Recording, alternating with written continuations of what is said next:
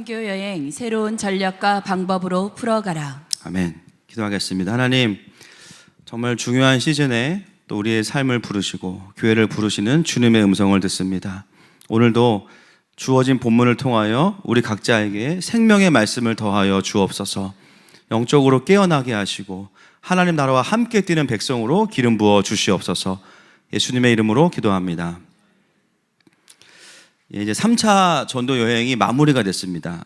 그리고 4차 전도 여행이 시작이 됩니다. 지나왔던 이 1차, 2차, 3차의 과정을 보면 신기하게도 교회가 세워지는 과정과 똑같아요. 믿지 않는 자들에게 복음이 전해지고 또 교회가 세워지고 복음이 분명해지고 하나님 나라의 복음이 전해지고 나서는 에베소 교회가 세워질 때는 성령 충만한 교회가 에베소에 세워지게 됩니다. 그리고 나서 4차 전도 여행의 시즌은요, 이제는 교회를 개척하는 사역이 아니에요. 사도 바울에게 주셨던 이 하나님 나라의 큰 그림을 완성하는 사역으로의 엄청난 도약을 하는 부분이 바로 오늘 우리가 보게 되는 4차 전도 여행의 시작입니다. 그래서 이 과정을 보면 사실 교회들이 세워지는 과정과 되게 비슷합니다. 그래서 이제는 사도 바울의 목표는요, 지역의 도시의 교회를 세우는 게 아니라 로마의 황실을 향해서 교회가 이제 나아가게 되는 거예요. 그래서 어떤 분들은 이 본문을 보면서 그런 분도 있죠. 이제는 사도 바울이 타락했구나. 이제는 교회를 좀 세우더니 이제 좀 권력욕이 생겼구나 생각하는 분도 있습니다. 그러나 여러분, 이것은 고지론이 아니라 전략입니다. 전략.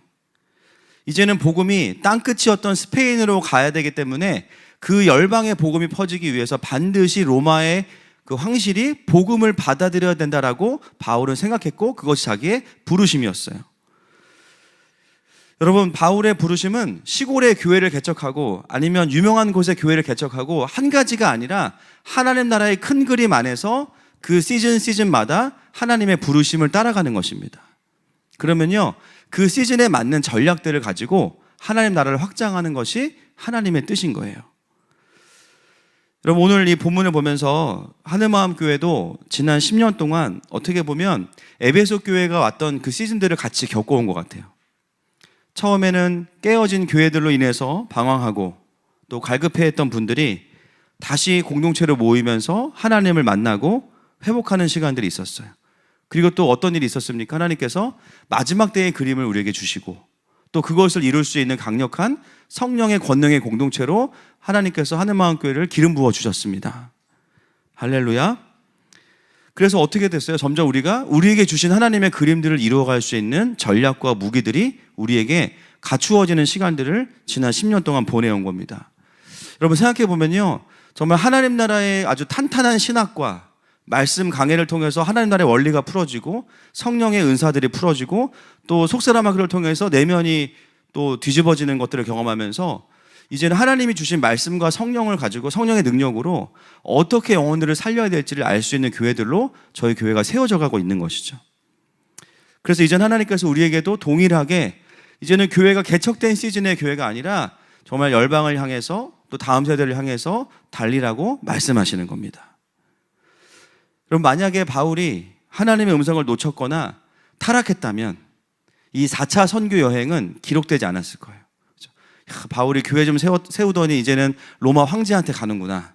그랬으면은 4차 선교 여행은 성경에 기록될 필요가 없습니다. 타락한 거니까. 근데 그것이 아니라는 거예요. 여러분, 저는 이 바울의 삶을 보면서 어떤 도전을 받냐면요, 하나님의 나라를 말하려고 할 때 항상 거기에 껴있는 게 누구냐면 사도 바울인 거예요. 여러분, 이런 인생이 되시길 축복합니다. 정말 교회가 세워지고 하나님의 일하심과 부흥의 소식이 들려오는 그곳마다 하늘마음교회 이름이 항상 있기를 축복합니다. 우리가 갈 수 없는 어떤 행사라면 화환이라도 보내야 돼요. 장례식 화환이라도 보내서, 그죠? 조문하듯이 하늘마음교회, 그죠? 아니, 헌금이라도 5만 원 보내서 무조건 거기 이름을 같이 올려야 되는 거예요. 그래서 사람들이 심지어 어디 하나님의 일하심이 있냐라고 말할 때 그 교회에 가봐라. 그것은 우리 교회를 높이기 위함이 아니라 우리가 하나님 나라를 향해서 뛰고 있기 때문에 하나님 일하심을 계속 볼 수 있기 때문입니다. 여러분, 그런 교회와 저와 여러분 되시기를 축복합니다. 오늘 이제 사도 바울은 4차 전도 여행을 떠나게 되는데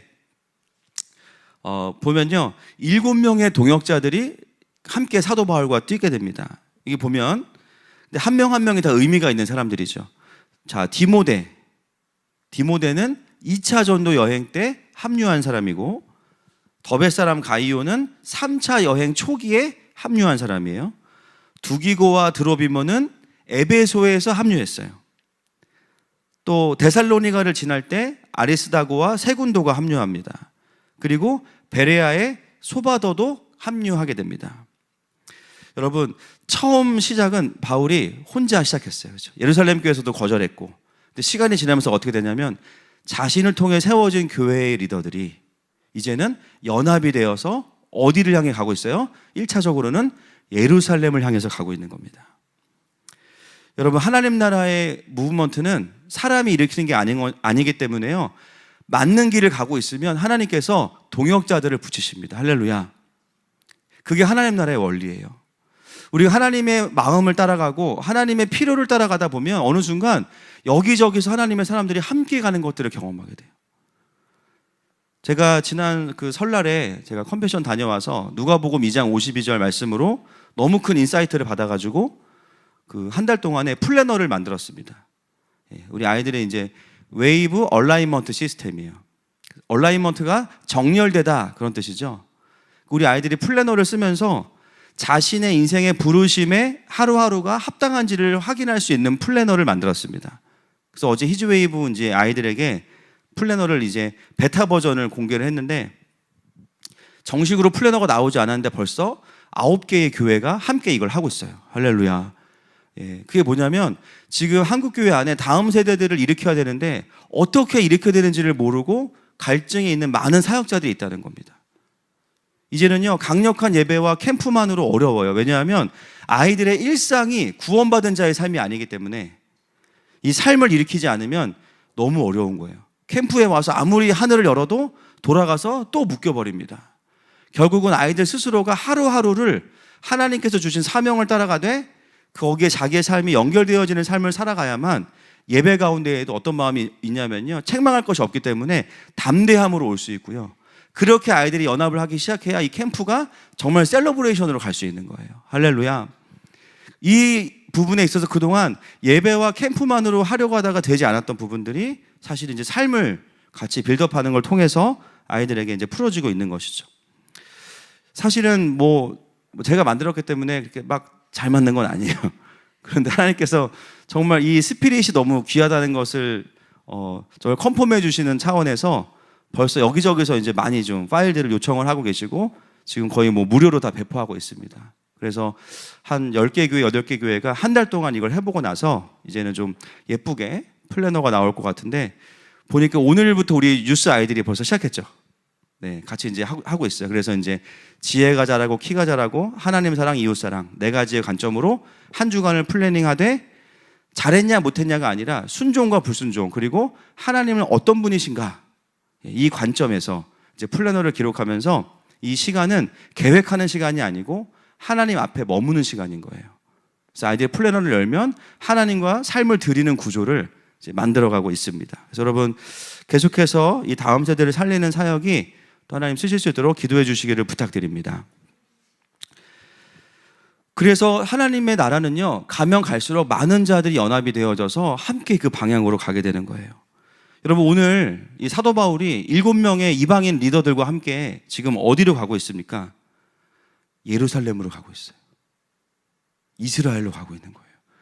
여러분, 저는 여기서 어떤 그림을 보냐면 마지막 때의 선교의 그림을 보게 되는 거예요. 이스라엘을 시작해서 세워진 많은 이방의 교회들이, 열방의 교회들이 다시 이제는 교회가 무너져 있는 그 이스라엘을 향해서 연합함으로 인하여 함께 그 땅을 축복하기 위해 가고 있는 것이 마지막 때의 선교의 완성의 그림입니다. 할렐루야. 그래서 열방의 정렬이 일어난다는 건 뭐예요? 결국 열방의 교회들이 깨어나서 마지막 때에 다시 오실 예수님을 바라보면서 각자의 나라의 부르심을 확인하고 연합이 되어서 가는 그림이 이 4차 선교 여행의 그림이고, 오늘날 우리 시대에 일어나고 있는 열방을 향한 하나님의 그림입니다. 저는 이 본문을 보면서 그렇게 기도했습니다. 하나님, 한국교회가 열방의 교회들을 움직여서 마지막 때의 선교회의 그림을 완성하는 바울과 같은 교회가 되게 해주십시오. 그리고 다음 세대들이 그것들을 기본적으로 탑재해서, 그렇죠? 무엇을 결정하든지 간에 킹덤 오브 갓, 할렐루야, 하나님의 나라를 향해서 삶을 결정할 수 있는 그런 한국교회가 되기를 축복합니다. 여러분, 이 4차 선교 여행은요, 지금까지 선교 여행과는 완전히 다른 거예요. 그동안에는 지역의 도시에 교회를 세우는 사역이었다면 이제는 하나님 나라의 그림을 향해서 도약을 하는 여행이 4차 선교 여행입니다. 사단이 싫어할까요? 좋아할까요? 엄청 싫어하죠. 그죠? 그래서 시작부터가 장난질입니다. 자, 3절부터 보겠습니다. 3절만 볼게요. 시작. 거기 석 달 동안 있다가 배 타고 수리아로 가고자 할 그때에 유대인들이 자기를 해하려고 공모함으로 마게도나를 거쳐 돌아가기로 작정하니. 시작하자마자 어떤 일이 벌어지냐면 유대인들이 바로 사도 바울을 해하려고 공모하게 됩니다. 시작부터 핍박의 강도가 달라요. 여러분, 하나님의 일을 할 때는 반드시 뭐가 있죠? 임재가 있고 반대가 있어요. 핍박이 있습니다. 핍박이 없는 일은 하나님 나라의 차원에서 안 중요하거나 이미 전쟁이 끝난 일이겠죠. 여러분, 지금 4차 이 선교 여행은 로마와 스페인을 향한 강력한 선교의 흐름인데 당연히 사단은 처음부터 이 일을 방해하려고 할 겁니다. 그리고 중요한 일일수록 초반부터 사단의 핍박과 반대가 있어요. 자, 그래서 바울이 오늘 이 본문에 보면 3절 이하부터 6절에 보면요, 4절부터 읽겠습니다. 6절까지 시작. 아시아까지 함께 가는 자는 베레아 사람 브로의 아들 소바더와 데살로니가 사람 아리스다고와 세군도와 더베 사람 가이오와 및 디모데와 아시아 사람 두기고와 드로비모라. 그들은 먼저 가서 드로아에서 우리를 기다리더라. 우리는 무교절 후에 빌립보에서 배로 떠나 닷새만에 드로아에 있는 그들에게 가서 이레를 머무니라. 아멘. 여러분, 이게 무슨 내용이냐면 쉽게 말하면 바울이요, 본인은 마게도냐로 돌아가요. 7명은 먼저 보내서 위장수를 쓴 거예요. 그 말입니다. 그래서 사람들이 7명에게 초점을 맞추게 하고 자기는 마게도냐로 돌아가서 살아나요. 옛날 같으면 믿음으로 갑니다. 혈기로 가요. 이제는 어떻게 해요? 지혜롭게 하는 거예요. 그래서 돌아가게 되는 거죠. 근데 여러분, 이 돌아가는 과정에서 빌립보에 갔는데요, 거기서 누구를 만나게 됩니다. 다시 합류하는 사람이 있어요. 누군지 아세요? 사도행전 20장 5절입니다. 시작. 그들은 먼저 가서 드로아에서 우리를 기다리더라. 자, 이것을 보고 누가 합류했는지를 맞춰주십시오. 그들은 먼저 가서 드로아에서 우리를 기다리더라. 우리 안에 누가 들어있어요? 누가가 들어있죠. 갑자기 누가가 사도 바울과 하나가 되니까 먼저 간 일행이 우리를 기다리더라, 이렇게 나옵니다. 그러니까 사도 바울은 돌아갔는데요, 돌아가면서 누가 합류가 됐냐면 제자 누가가 합류가 된 거예요. 그러면서 그 긴 여정을 함께 가면서 누가와 사도 바울이 계속 교제하면서 뭐 했을까요? 누가는 질문이 많은 사람입니다. 그렇죠? 이름부터가 누가, 그렇죠? 물어보잖아요. 그동안 있었던 일을 계속 물어봐. 그래서 이 시간 동안 뭐가 완성이 됐을까요? 사도행전. 사도행전의 많은 부분들이 이 시간에 인터뷰를 통해서 정리가 된 거예요. 여러분, 이게 정말 기가 막힙니다. 여러분, 하나님의 음성을 듣고 따라가는 사람들은 돌아가는 것 같은데요, 그 돌아가는 지점에서도 하나님의 일하심이 있어요. 그게 너무 신기해요. 유대인들이 바울을 죽이려는 그 악한 의도가 오히려 사도행전을 기록하게 만드는 결정적인 여유를 주게 됩니다. 여러분, 때로는 돌아가는 것 같고, 때로는 뒤로 가는 것 같고, 때로는 옆으로 가는 것 같아도요, 하나님의 음성을 듣고 따라가잖아요. 그게 가장 빠른 지름길입니다. 그렇게 해서 어렵게 어디에 도착했냐면 드로아에 도착을 했습니다. 여기서 이제 오늘 우리가 주된 에피소드를 보게 됩니다. 이제 이 교회에서 7일 동안을 머무는데 7일 동안에 여러 가지 에피소드가 있지만 오늘 누가는 그 중에서 한 가지의 에피소드만 기록했어요. 같이 읽겠습니다. 7절부터 9절까지 시작. 그 주간의 첫날에 우리가 떡을 떼려 하여 모였더니 바울이 이튿날 떠나고자 하여 그들에게 강론할세 말을 밤중까지 계속하매 우리가 모인 윗다락에 등불을 많이 켰는데 유두고라 하는 청년이 창에 걸터 앉아 있다가 깊이 졸더니 바울이 강론하기를 더 오래 하매 졸음을 이기지 못하여 3층에 떨어지거늘 일으켜 보니 죽었는지라. 자, 여러분 이 본문이 필요 이상으로 과하게 기록되어 있습니다. 네. 이 본문을 누가 이렇게 자세하게 기록한 의도가 무엇일까? 예배 시간에 졸면 죽는다? 네, 지금 깨어나신 분들은 안 주무셨던 분들이고 지금 주무시는 분들은 진짜 위험한 분들이에요. 제가 봤을 때. 예배 시간에 졸면 죽을 수도 있다. 뭐 준위층을 없애라. 뭐 그런 겁니까? 그럼 오늘 이 본문을 이제 좀 자세히 볼 필요가 있어요. 그 일주일 동안에 드로아에서 여러 에피소드가 있었는데 왜 이 한 가지 사건만 자세하게 기록했는가? 여러분 오늘 이 유두고가 죽는 이 사건은요 언제 일어난 거냐면 한 주간의 첫째 날이라고 나오지만 원어를 보면요 안식 후 첫날이에요. 그러면 토요일이에요, 주일이에요? 주일입니다. 아직은 이들이 토요일을 지키기 때문에 안식일로 주일은 일하고 모이는 날이에요. 누가는 성령의 영감을 받은 누가는 유두고가 왜 죽었는지를 자세하게 기록해요. 첫 번째 이유가 뭐죠? 왜 유두고가 이제 잠을 잤습니까? 바울이 설교를 해도 너무 오래. 그리고 뭐 개구도 거의 썩었고 그죠? 저랑은 달라요. 그죠? 그리고 말씀을 그냥 차분한 톤으로 계속 그냥 그래서 주님이 우리와 함께 하십니다. 막. 여러분 그 CTS에 보면 새벽을 깨우리로다라는 그 프로그램인데 거기에 어떤 목사님 나오시는데 그거 듣고 있으면 새벽에 안 깨워져요. 그래서 우리 주님은 본인이 안 깨어났어요 일단. 그러니까 이런 설교를 여러분 오늘 설교가 한 10시간 했거든요. 바울이 시간을 대충 계산해 보면 한 6시간째쯤에 유두고가 이제 떨어진 거예요. 그러니까 버티기가 쉽진 않죠. 그래서 설교를 해서 길어서 조는데 강론하기를 말하기를 더 오래 하매 거의 뭐 너 죽어라 이겁니다. 그래가지고 이제 떨어졌고 두 번째 이유가 뭐냐면 윗 다랑방에 등불을 많이 켰더라 이렇게 됐어요. 이게 왜 이유가 되냐? 등불을 많이 켜면 어떻게 될까요? 산소가 부족합니다. 안 그래도 하나님께서 우리를 이렇게 하고 있는데 산소가 부족해. 그러니까는 너무 힘든 거예요. 여러분 제가 언제부턴가 1시 예배가 좀 힘들다라고 느낀 때가 있었거든요. 왜 그런가 하나님께 계속 여쭤봤는데 답이 없으셨어요. 이유를 알았어요. 산소가 부족해요. 사람이 늘면서 여러분 숨을 참았다 쉬세요. 그리고 제가 봤을 때는 설교 시작하고 15분쯤 있으면 환기를 한번 해야 될 것 같아요. 그리고 우리 성도들 머리에 전부 다 불이 있어가지고 산소가 부족한 거 제가 봤을 때는. 그 유드고라는 사람은 사실은 우리가 이제 피상적으로 설교를 들을 때는 말씀 시간에 깨어 있어라 이제 이렇게 적용을 하거든요. 근데 여러분 이 정도 상황에서는 여러분 같으면 이미 어떻게 됐을까요? 이미 바닥에 누워 계실 거예요. 이거는 쉬운 상황이 아니라는 거예요. 그래서 1시 예배 때 가끔 이렇게 주무시는 분들을 보면 마음에 좀 자책감이 있었는데 제가 자유하기로 했고 그 유드고라는 이 청년이라고 나와 있지만 사실은 이 청년이라는 단어는 17세 미만의 청소년들에게 쓰는 단어예요. 사실은 아이라는 말이 더 정확한 번역입니다. 그러니까 중3 정도 되는 아이예요. 그리고 유드고라는 이름의 뜻은 다행이다 이런 뜻입니다. 다행이다. 근데 그 당시에 유드고라는 이름을 가장 많이 썼던 그룹이 어디냐면 노예들이나 종들이에요. 그러니까 이 유두고는 어떤 친구냐면 청소년의 나이지만 노예로 살고 있는 청년입니다. 하루 종일 일하고 와서 그죠?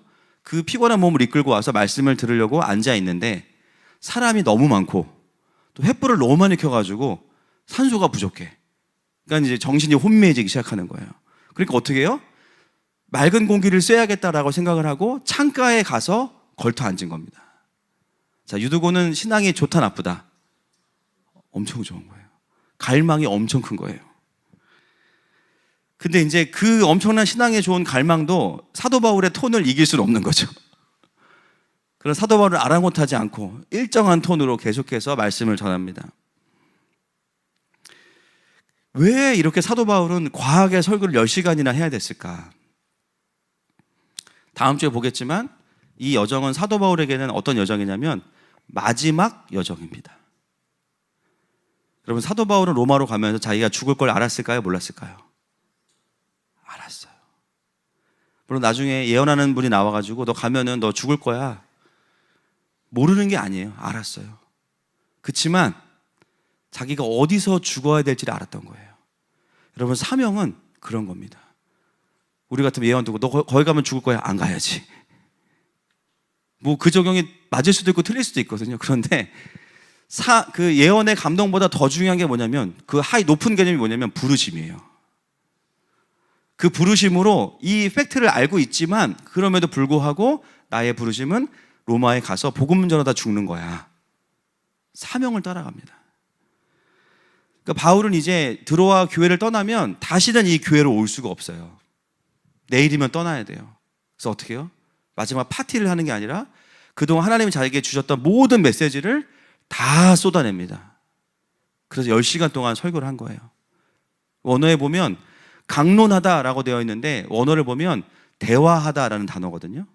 그러니까 뭐냐면 한 2시간 설교하고 마치려고 하면 여러분 친구 중에 그런 친구 있죠. 이제 왕따 당하는 1순위인데 수업 마칠 때쯤 선생님한테 질문해요. 그래서 어떻게 결국은 쉬는 시간 다 까먹게 만드는 거의 사단의 자녀가 있어요. 죽이고 싶은 자녀가 있습니다. 궁금하면 지가 혼자 가서 물어보지 수업 시간 끝날 때쯤 물어봐가지고 막 교수님 다시 열정을 불태우고 오면서 막 화장실도 못 가게 만드는 그런 사람도 있거든요.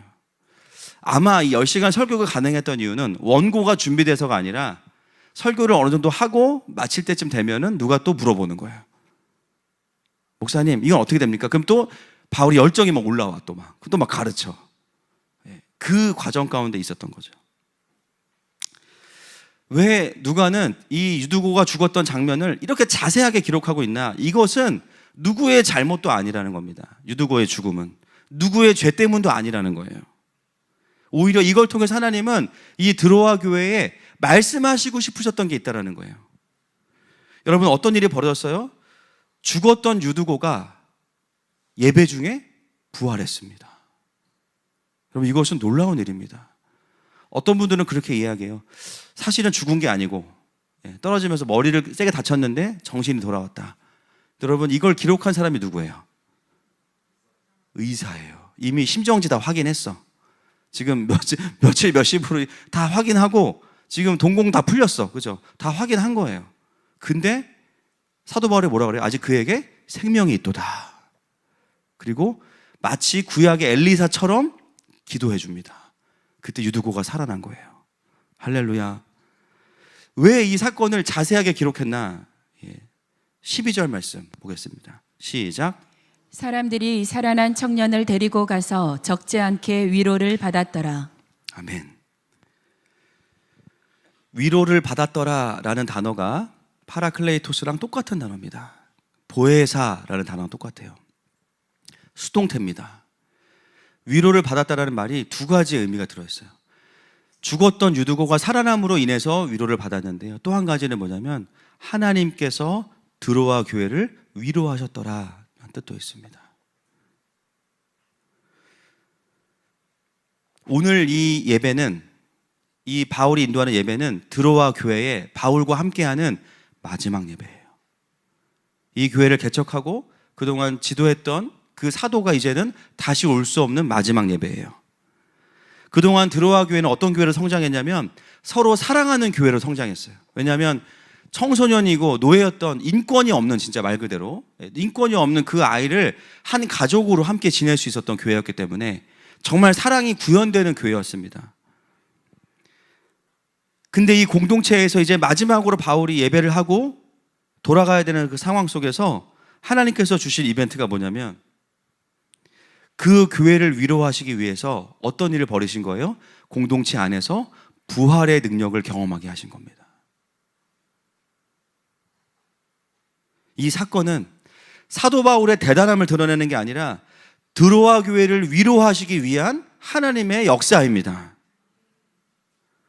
그래서 유두고를 살리는 모습도 구약의 엘리사가 그 소년을 살리는 모습과 똑같은 모습으로 살리는 모습으로 그려진 거예요. 지금 성도들이 뭘 경험하고 있냐면 자기 눈 앞에서 성경에 있었던 일이 그대로 재현되는 것을 경험하는 거예요. 드로아 교회는요, 부활의 능력을 실제로 보고 경험해야 될 필요가 있었어요. 근데 그것이 이들에게는 놀람이 아니고 위로입니다. 여러분, 이게 중요한 거예요. 하나님의 백성들에게는 뭐가 위로냐면 하나님의 일하심을 보는 게 위로예요.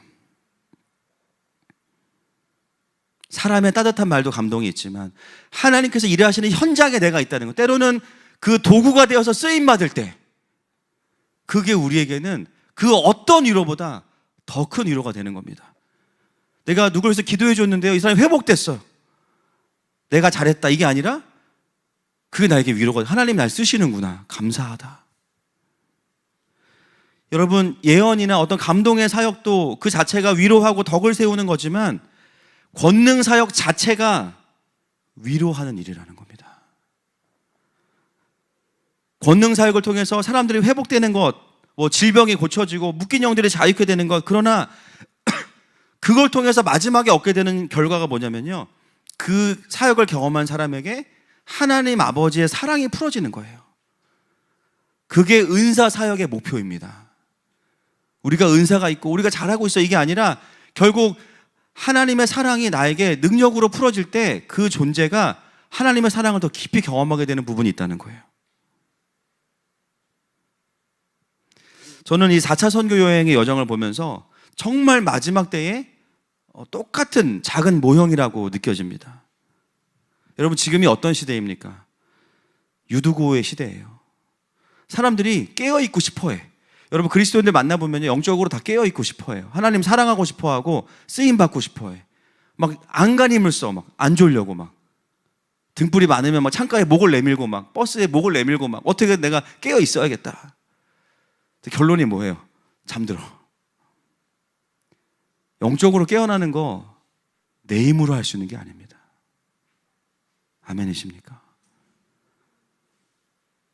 그동안 내가 교회 안 나갔으니까 신앙생활 열심히 해봐야지. 물론 그 마음도 하나님이 주시는 마음이지만 내가 온다고 영적으로 깨어나는 거 아니에요. 주님 보시고 교만하면 절대 안 깨워주십니다. 여러분이 마지막 때에 교회들이 어디서 위로를 얻냐면요, 강력한 부활의 능력이 나타나는 현장에서 하나님의 일하심을 보면서 위로를 얻어요. 거기서 깨어나요. 결국 권능을 경험한 자들은 아버지의 사랑을 또 경험하는 겁니다. 그래서 권능으로 위로하는 거예요. 여러분, 그렇다면 우리도 마찬가지로 사역을 하면서 여러 가지 우리가 섬겨야 되는 지체들이, 다양한 지체들이 있습니다. 어떤 마음으로 우리가 사역을 해야 돼요? 이 권능 사역을 통해서 이 형제와 자매가 하나님의 사랑을 깊이 경험하도록, 하나님의 위로를 받도록 사역해야 되는 것입니다.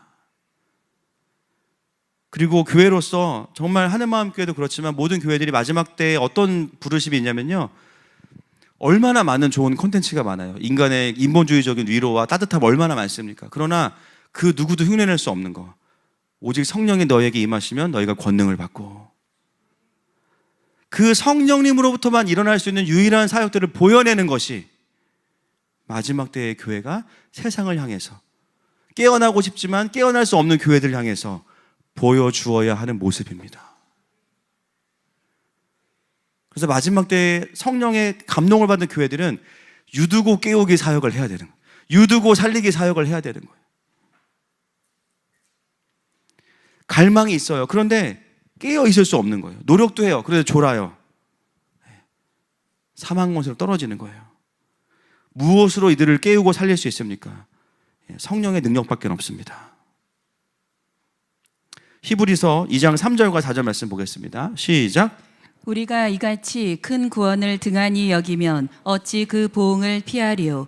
이 구원은 처음에 주로 말씀하신 바요, 들은 자들이 우리에게 확증한 바니, 하나님도 표적들과 기사들과 여러 가지 능력과 및 자기의 뜻을 따라 성령이 나누어 주신 것으로서 그들과 함께 증언하셨느니라. 아멘. 4절에 보니까 하나님도 표적들과 기사들과 여러 가지 능력과 및 자기의 뜻을 따라 성령이 나누어 주신 것으로서 그들과 함께 증언하셨느니라.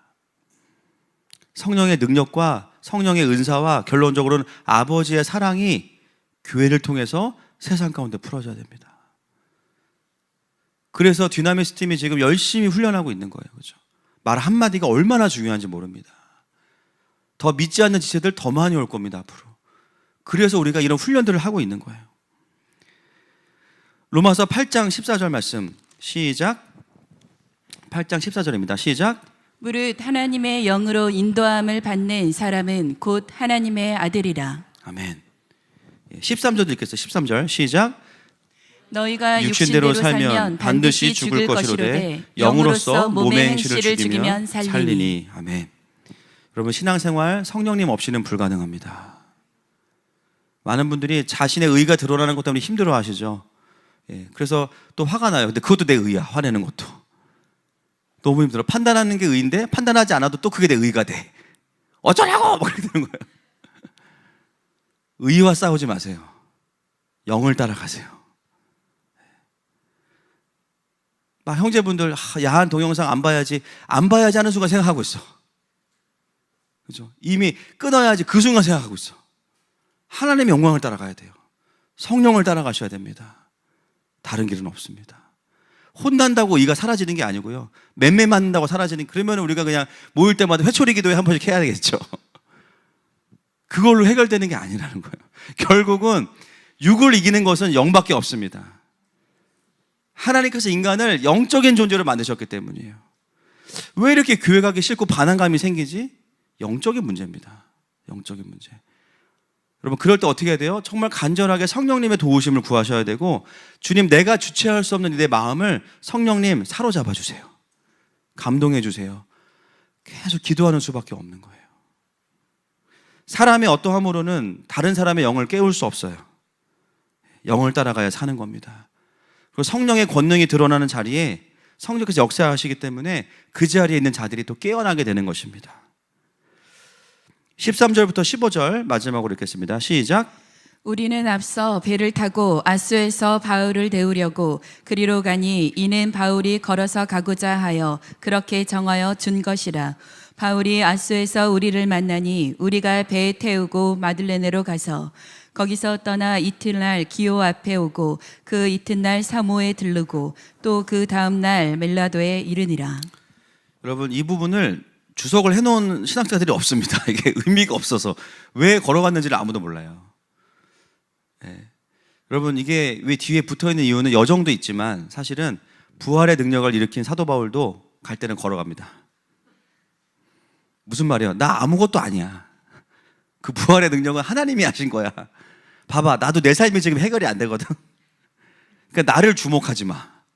나도 지금 도가니가 아파 죽겠어, 걸어가느라고. 유두고의 부활은 성령님의 권능으로 임한 겁니다. 그 자리는 누구도 대신할 수 없는 겁니다. 말씀을 정리하기 원합니다.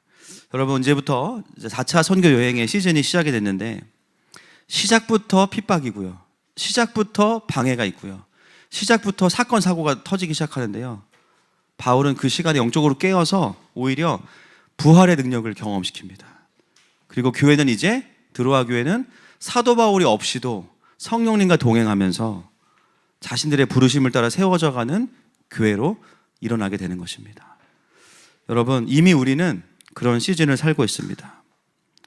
여러분의 삶에서 정말 내가 그전에는 사람을 의지하고 계획을 의지하고 프로세스를 의지했다면 이제는 더 철저하게 성령의 권능을 구하십시다.